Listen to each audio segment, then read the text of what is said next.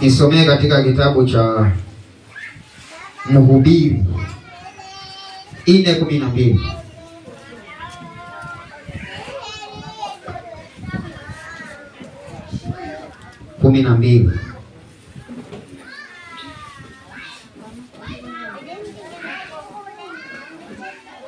Hata ikiwa mtu aweza kumshinda yule aliye peke yake, wawili watampinga, wala kamba ya nyuzi tatu haikatiki pesi. Haleluya. Yaani unaambiwa kwamba kama mtu amekupiga kwa sababu uko peke yako, tunaambiwa kwamba mtakapokuwa wawili mtamshinda yule mmoja. Haleluya. Kwa hivyo mtakaposimama vizuri na bibi yako maana bwanako, mtaishinda lile tatizo. Mkija mkisema wache tukae pamoja tuangalie hii shida hii itapata kuondoka vipi. Lakini ukisema ya kwamba unataka kuiondoa peke yako, inaweza kukushinda. Lakini tunaambiwa kwamba mawazo ya watu wawili yako na nguvu. Tumeambiwa kwamba umoja ni nguvu. Yaani mjapo wawili watatu, mnakuwa na nguvu, mnashinda yale mawazo ya yule mmoja. Haleluya. Kwa hivyo kama kuna jambo kwenye nyumba yako, unafaa unamuita yule mwenzako. Ama pale nyumbani kwenu unamuhusisha, kama ni babako, ni ndugu yako, ni nani, unamuhusisha. Haleluya. Nataka kufanya kitu hiki na hiki. Je, unasemaje wewe? Nifanyeje? Haleluya. Mawazo yako na mawazo yake mtatengeneza kitu bora zaidi. Haleluya. Kuliko yale yako peke yako wewe. Haleluya. Kwa hivyo tumeambiwa mmoja anaweza kushindwa, lakini mwapo wawili mtamshinda yule mmoja. Mtalishinda lile jaribu, mtaishinda ile shida. Haleluya. Lakini kila kitu unataka ufanye peke yako. Umekuja tayari, unasema nataka ujenge nyumba hapa. Hata bibi yako humwambie, ama hata bwanako humwambie, anafanya kuona tayari vitu vinatendeka. Labda hata kuna jambo lingine la muhimu zaidi, mwanze kutengeneza hilo mwanzo. Haleluya. Ama labda hapo mahali ambapo anataka kujenga, bado hiyo ardhi bado iko na shida. Haleluya. Ungemfuata ukamuelezea, angekwambia hapa usijenge hapa, jenga hapa kwa sababu hapa bado kuna shida. Haleluya. Wewe uende ukajenge hapo tayari. Mpaka imefika juu, wenyewe wakuje sasa. Nasema mmepita kwenye mpaka wetu. Mmepita hapa. Inabidi inapomolewa. Hasara ni kwa nani? Ni kwako wewe ambaye umejifanya ni mjuaji wa kila kitu. Haleluya. Kwa hivyo mtu wa Mungu, inafaa tukaweze kuja pamoja. Tutakapokuwa pamoja, tunaambiwa ya kwamba Yesu anapatikana na Yesu ni mshindi, mtapata kushinda. Haleluya. Basi wache tukapate kuona nilipotoa neno hili katika kitabu cha Luka. Hapo ndipo nilipata neno hili. Luka 24. Tuanzia mstari wa 13. Twende polepole. Luka 24. Anza 13. Polepole. Na tazama, siku ile ile watu wawili miongoni mwao walikuwa wakienda kijiji kimoja, jina lake Emau, kilichokuwa mbali na Yerusalemu kama mwendo wa saa 2. 13. Soma 13 peke yake. 13 peke yake. Haleluya. Anza tena. Na tazama, siku ile ile watu wawili miongoni mwao walikuwa wakienda kijiji kimoja. Haleluya. Tunaambiwa watu wawili walikuwa wakienda. Haleluya. Na kitabu cha Amos kimetambia kwamba watu wawili hawawezi kwenda pamoja isipokuwa wamepatana. Ndio tunaambiwa hapa katika hicho kitabu cha Luka 24:13. Tunaambiwa kwamba watu wawili walikuwa wakienda katika kijiji kimoja. Kuonyesha ya kwamba wamepatana. Wewe Zeburi amwambie huyu, wewe twende zetu mahali fulani. Jua ya kwamba wamepatana. Haleluya. Na tumeambiwa kwamba mnapopatana kwa ajili ya Yesu, tumeambiwa kwamba Yesu yuko katikati yenu. Tuendelee tusome ili wakapate kuelewa ambao bado hawajielewa. Na tazama, siku ile ile watu wawili miongoni mwao walikuwa wakienda kijiji kimoja, jina lake Emau, kilichokuwa mbali na Yerusalemu kama mwendo wa saa 2. Nao walikuwa wakizungumza wao kwa wao habari za mambo hayo yote yaliyotukia. Haleluya. Tunaambiwa walikuwa wakizungumza wao kwa wao kwa habari ya mambo yaliyotukia. Hatujui ni mambo gani. Haleluya. Lakini sisi katika hiyo kitabu cha Mathayo 18:20 tunaambiwa kwamba mkusanyikapo, mjapo 2 watatu, mkusanyikapo kwa jina la Yesu, Yesu anakuwa katikati yenu. Haleluya. Haya, tuendelee mstari mwingine. Ikawa katika kuzungumza na kuulizana kwao, Yesu mwenyewe alikaribia. Haleluya. Kwa hivyo tumeonyeshwa kwamba wamepatana watu wawili wanaenda kijiji fulani. Haleluya. Walikuwa wanazungumza mambo fulani, na walipokuwa wakizungumza, Yesu akafanyaje? Akawakaribia, akaingia hapo. Haleluya. Sasa hatujajua kwamba wanaongea mazungumzo gani, lakini katika kitabu hicho ya Mathayo 18:20 tunaambiwa kwamba mnapoongelea kuhusu Yesu ndio anakaribia. Haleluya. Wacha tukapate kuona kama ni kweli walikuwa wakiongelea kuhusu Yesu ama walikuwa wanaongea mambo yao, ili tukapate kujua hili neno ni kweli ama ni uongo. Tuendelee. Ikawa katika kuzungumza na kuulizana kwao, Yesu mwenyewe alikaribia, akaandamana nao. Macho yao yakafungwa wasimtambue. Akawaambia, ni maneno gani haya mnayosemezana hivi mnapotembea? Haleluya. Yesu akawauliza, ni maneno gani haya ambayo mnaongelea ama mnasemezana? Tuendelee mtumishi. Wakasimama wamekunja nyuso zao. Akajibu mmoja wao, jina lake Kleopa, akamwambia, je, wewe peke yako mgeni katika Yerusalemu hata huyajui yaliyotukia humo siku hizi? Akawauliza, mambo gani? Wakamwambia, mambo ya Yesu wa Nazareti. Haleluya.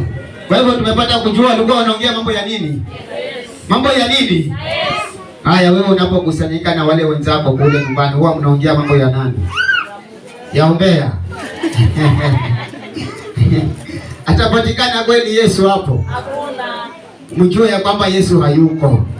Ndio tumeona hawa, tumeambiwa wawili walishikana wanaenda mahali fulani, na katika kitabu cha Amos tumeambiwa kwamba wawili hawawezi kwenda njia moja isipokuwa wamepatana, kuonyesha hawa walikuwa wamepatana. Na walipokuwa wamepatana, sasa tunaambiwa kwamba walikuwa wanakiongea habari za Yesu, na ukiongea habari za Yesu tunaambiwa kwamba Yesu anakuja katikati yenu. Haleluya. Na tunaambiwa unapokutana na Yesu haubaki jinsi ulivyo. Haleluya. Tuendelee mtumishi. Akawauliza, mambo gani? Wakamwambia, mambo ya Yesu wa Nazareti, aliyekuwa mtu nabii, mwenye uwezo katika kutenda na kunena mbele za Mungu na watu wote. Tena jinsi wakuu wa makuhani na wakubwa wetu walivyomtia katika hukumu ya kufa, wakamsulubisha. Nasi tulikuwa tukitumaini ya kuwa yeye ndiye atakayewakomboa Israeli. Zaidi ya hayo yote, leo ni siku ya 3 tangu yalipotendeka mambo haya.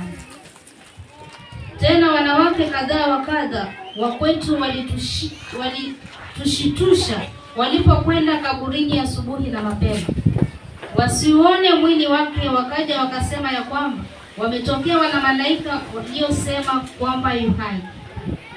Na wengine waliokuwa pamoja nasi walikwenda kaburini, wakaona vivyo hivyo kama wale wanawake walivyosema, ila yeye hawakumwona. Akawaambia, enyi msio wenye mioyo mizito ya kuamini walioyasema. Je, haikumpasa Kristo kupata haya na kuingia katika? Kwa hivyo walikuwa hawajui, lakini walipokutana na Yesu sasa, Yesu akaanza kuwafungulia kwa sababu walikuwa hawayajui yale ambayo yaliandikwa. Haleluya! Lakini Yesu sasa hivi wamekutana na Yesu, anawafunulia. Hebu tuendelee mtumishi, ili tukapate wameambiwa na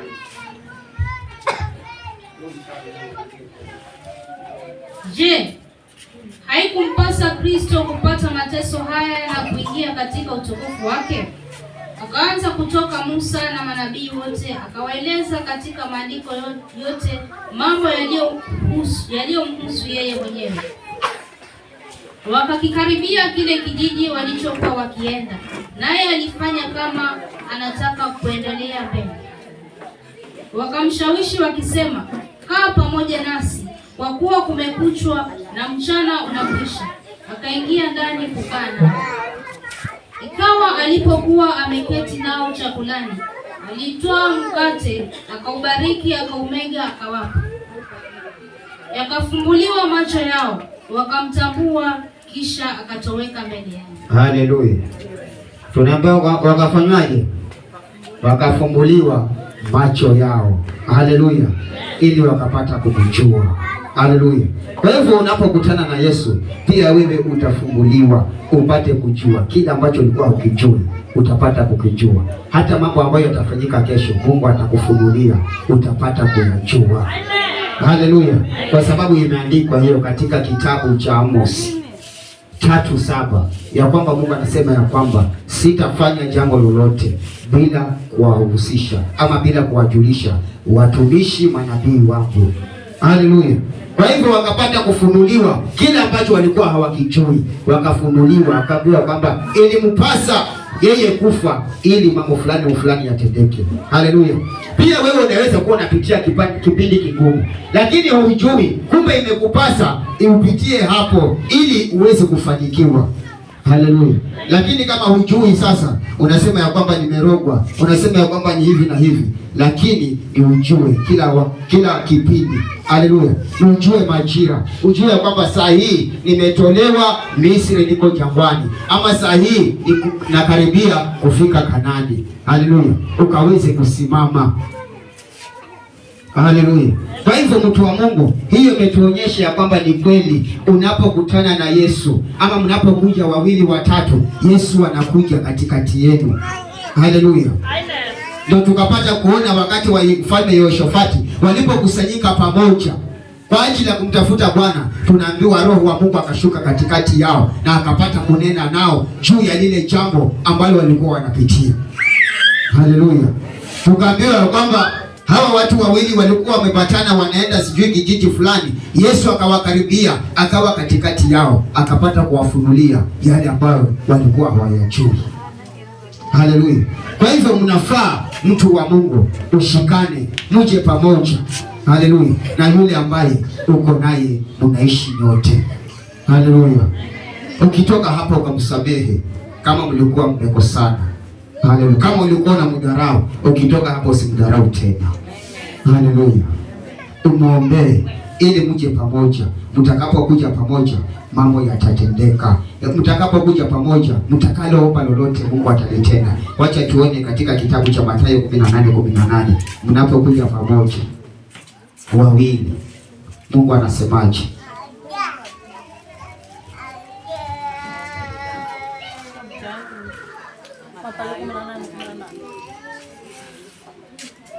Amini nawaambieni, yoyote mtakayofunga duniani yatakuwa yamefungwa mbinguni. Na ama anza nini? Soma hiyo 18:19 mwanzo. 19. Tena nawaambia ya kwamba wawili wenu watakapopatana duniani katika jambo lolote watakaloliomba, watafanyiwa na Baba yangu aliye mbinguni. Haleluya. Tumeambiwaje? Wasomee tena wakusikie. Tena nawaambia ya kwamba wawili wenu watakapopatana duniani katika jambo lolote watakaloliomba, watafanyiwa na Baba yangu aliye mbinguni. Wawili. Au kuambiwa mmoja. Amejua ya kwamba mtakuwa wawili. Ndio akawaambia kabisa, wawili mnapopatana, basi ombeni jambo lolote kwa jina la Yesu, naye Mungu aliye mbinguni atawatendea. Haleluya. Muulize mwenzako, je, mnapatana kweli? ama unaomba peke yako? Unasema wewe anaweza tayari, huyo ni mtumishi, huyo anaweza yote. Haleluya. Mnapatana kweli? Mwambie mwenzako mkitoka hapa ndio mkapatana. Halafu muombe lolote. Mtapatana. Ndio tumeambiwa na mtumishi ajibu hapo. Yule basi aliyemwambia kwamba kwa sababu sisi hatufuatilizii yale masharti ambayo Mungu alituambia, ndio maana tunashindwa na wale wachawi wanafuatilizia. Haleluya. Endapo tutafuatilizia hili ambalo Yesu anaongea ya kwamba tupatane sisi wawili, kwa sababu tumeambiwa tumefanyika mwili mmoja. Haleluya. Wewe na bwana wako umefanyika mwili mmoja. Wewe na bibi yako umefanyika mwili mmoja. Mbona umwachie bwana wako aombe peke yake? Mbona usimuulize, wewe bwanangu unaomba kuhusu nini? Naomba kuhusu unataka watoto wetu wafanikiwe. Wewe wacha tuombe pamoja. Haleluya. Kwa sababu maombi ya watu wawili yana nguvu. Kama tumeambiwa kwamba wawili watamshinda yule mmoja, lakini mmoja anaweza kushindwa. Haleluya. Kwa hivyo upatane, usimwache anaomba peke yake, sema huyo anajua kuomba, wacha akiomba yeye mambo yanatendeka tayari. Haleluya. Sio lazima mimi, huyo ni mtumishi, huyo anajua vifungu vyote vya Biblia. Haleluya. Tunaomba mpatane. Ukitoka hapa leo mkapatane. Lile ambalo mlikuwa mnaomba kwa siku nyingi, ama lile ambalo umeomba kwa siku nyingi alifanyike. Kapatane na bwanako ama kapatane na bibi yako leo hii. Mwambie hebu tuombe kuhusu hili jambo. Haleluya. Naye Mungu atatenda, kwa sababu tumeambiwa wawili wako na nguvu. Haleluya. Tawapatia mfano. Kuna kijana hapa jirani. Kwa sababu yeye aliniheshimu, ananiheshimu kama mtumishi wa Mungu. Haleluya. Yaani huwa akipata kitu ananiletea. Akipata kitu tayari, huyo tayari ananiletea. Haleluya. Na mimi huwa namuombea. Naye mara huwa anaonyeshwa hivi na hivi. Haleluya. Na siku nyingine anasema, nimeota basi kuna wakora wanakuja na mapanga kunivamia pale nyumbani kwetu. Nikawa ninawakemea, ninapiga nduru, lakini muda kidogo ukashuka wewe, ukafanya kuweka mkono hivi, wakaanguka wote. Haleluya. Ni kwa sababu nini? Angekuwa yeye mmoja peke yake hangewaweza, lakini maombi yangu ninayomwombea na yake nayo yaomba yakapata kumshinda yule adui. Haleluya. Kwa hivyo unafaa usiende peke yako. Haleluya. Mwingine naye kamwombea huko Mombasa, ndugu yake yuko huko Arabuni, yuko na shida huko. Akaja akanambia, jana nimeota basi huyo ndugu yangu ameshikwa, anafinyiliwa, anataka kuuawa. Lakini wewe ukatokelezea hapo, ukamnyakua tayari, ukapita na yeye ukamuondoa. Haleluya. Nasi tulikuwa tuko kwenye maombi tunamwombea huyo. Haleluya. Kwa hivyo maombi yangu na yake yakamsaidia yule ndugu yake. Haleluya. Mwingine juzi naye akaja hapo, akasema kwamba nimeota mtoto wangu anapigwa hapo kijiweni na vijana. Lakini baada ya hapo nikaja hapa kanisani, nikaja kukwambia wewe kwamba mtoto wangu anapigwa. Na baada tulipokuwa hapa tukaona gari ya askari inakuja inaenda kumchukua huyo mtoto wangu. Nikamwambia wewe, gari ya askari ile inakuja. Anasema mimi, nikamwambia hiyo gari ya askari haitamfikia huyo, itaanguka.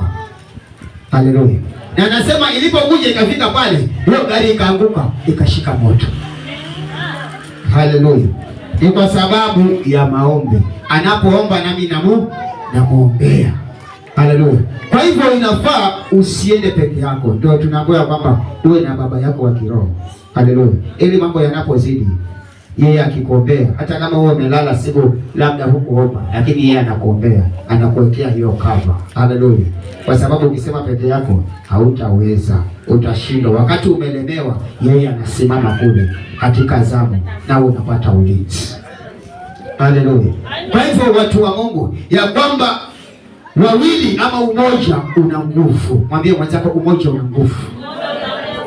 Mwambie kuanzia leo nitaenda kushikana na yule mwenzangu, kwa sababu umoja una nguvu. Ulimshinda yule adui. Haleluya. Mpigie Bwana makofi.